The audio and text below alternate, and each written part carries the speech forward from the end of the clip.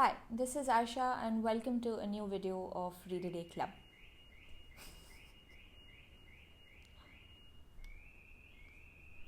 Now, ever since my last video, which was 4-5 months ago, I've read a couple of books, but I very quickly wanted to talk about two books that I read that I really enjoyed. And those are The Alienist by Machado de Assis and The Book of Pleasures by Clarice Lispector. Now, I also reread Murakami's The Wind-Up Bird Chronicle and Jean-Paul Sartre's Nausea at around the same time. And it's quite fascinating to me how all these books sort of converge, just share common ground when you think about themes of reality, illusion, and just sort of anything related to the search for human meaning. Now, in Clarice Lispector's The Book of Pleasures, you get a very subjective definition of how one's perception sort of impinges on one's reality, blurring the boundaries between what's real and what's metaphysical. In Murakami's Wind Up Bird Chronicle, something similar takes place, in that you get a glimpse of a reality and an experience of reality that is so profoundly and intricately shaped and shaded by a character's inner life.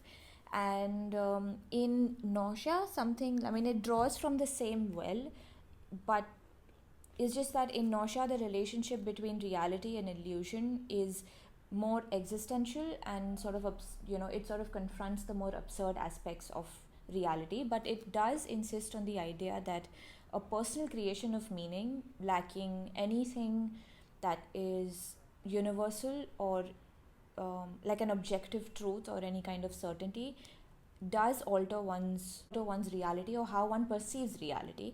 And in the case of Nausea, that personal meaning itself is inherently meaningless. Okay, so moving on, The Alienist by Machado de Assis. Now, this book is a deeply unsettling read.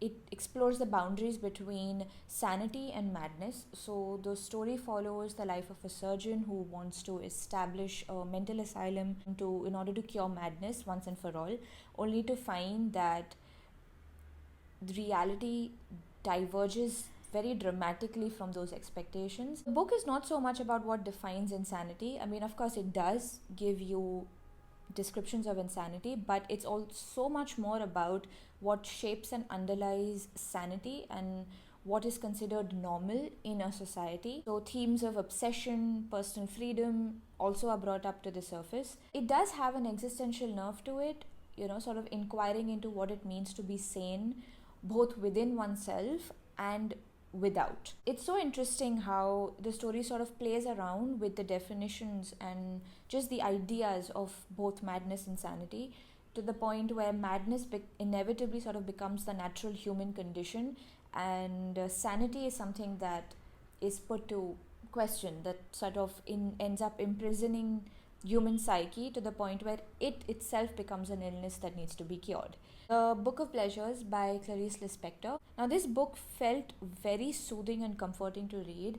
It begins at no concrete beginning, and I'd like to think that it doesn't end climactically either. The story flows at a very intimate pace, allowing you to sort of dip your toes in so many kinds of questions concerning life, love, longing, desire, self-discovery. Also contemplating how an emotion and a thought is experienced both in relation to oneself and also in relation to others, especially those whom we love and feel deeply for. I feel this quite often when I read Murakami's novels.